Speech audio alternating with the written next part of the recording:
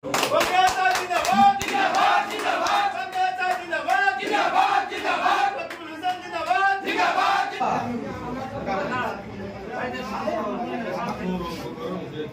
বজাৰত ২ নম্বৰ ধুবুৰী লোকসভা সমষ্টিৰ আমাৰ কংগ্ৰেছ দলৰ মনোনীত প্ৰাৰ্থী ৰকিবুল হাছান সাহেবৰ নিৰ্বাচনী প্ৰচাৰ কাৰ্যালয়ৰ শুভ উদ্বোধন কৰিলোঁ।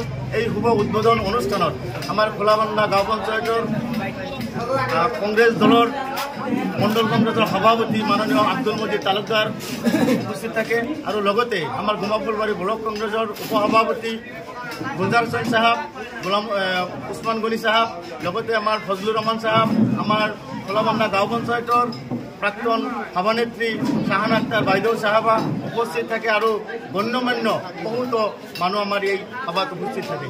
আমি এই নিৰ্বাচনী প্ৰচাৰ কাৰ্যালয়ৰ জৰিয়তে আজিৰ এই সভাৰ জৰিয়তে আমি এই জনসাধাৰণক আমি এইটোৱেই মেছেজ দিব বিচাৰিছোঁ যে অহা 7 তাৰিখত যিটো নিৰ্বাচন হ'ব সেই নিৰ্বাচনত যাতে আমাৰ ৰকিবুল হাছান সাহেব বিপুল ভোটে জয়যুক্ত হয় সেই তাৰ কাৰণে আমি আজি বিশদভাৱে আলোচনা কৰিলোঁ আৰু জনসাধাৰণৰ পৰা আমি বিভিন্ন ধৰণৰ সঁহাৰি পালোঁ আৰু আমাৰ জয় নিশ্চিত। যিটো কথা আমাৰ এই চহৰ অঞ্চলত যিটো বাঢ়ি উঠিছে সেইটো এইবাৰ নচলিব তাৰ মিউজিক, কাৰণ এই যিটো সভা সমিতিত সি গৈ আছে কেতিয়াবা সাংবাদিকক অপমান কৰি আছে, কেতিয়াবা মাইক দলিয়াই দিছে।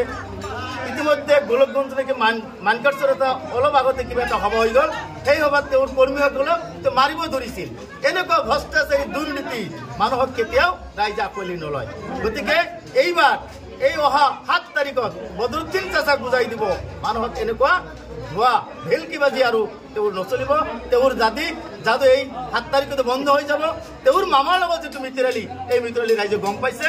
এতিয়া আমি গোটেই চহৰ অঞ্চলবাসী তথা অসমৰ গোটেই ৰাইজে জনসাধাৰণে বুজি পাইছে আৰু তেওঁক এইবাৰ এই আমাৰ ধুবুৰী লোকসভা সমষ্টিৰ পৰা বিদায় দি তেওঁক একেবাৰে চিৰবিদায় বুলি ক'ব পাৰি। তেওঁক ৰাজনীতিৰ পৰা এইবাৰ তেওঁক বিদায় দি এই অসমৰ পৰা এই তলাচাবিৰ ৰাজনীতি একেবাৰে বন্ধ হৈ যাব বুলি আমি গম পাই আছোঁ।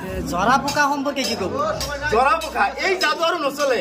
আপোনালোকে গম পাইছে কেতিয়াবা পানীত পৰি দিলেই মানুহৰ বেমাৰ আজাৰ ভাল হয়। ২ নম্বৰ ধুবুৰী লোকসভা সমষ্টিৰ মাননীয় ৰকিবুল সাহেবৰ নিৰ্বাচনী কাৰ্যালয় সলনি কৰিব।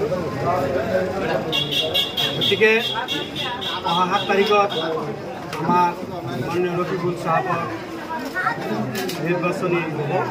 এই নিৰ্বাচনত ৰকিবুল সাহেবে বিপুল ভোটত জিকিব বুলি আমাৰ বিশ্বাস, আমাৰ ধাৰণা।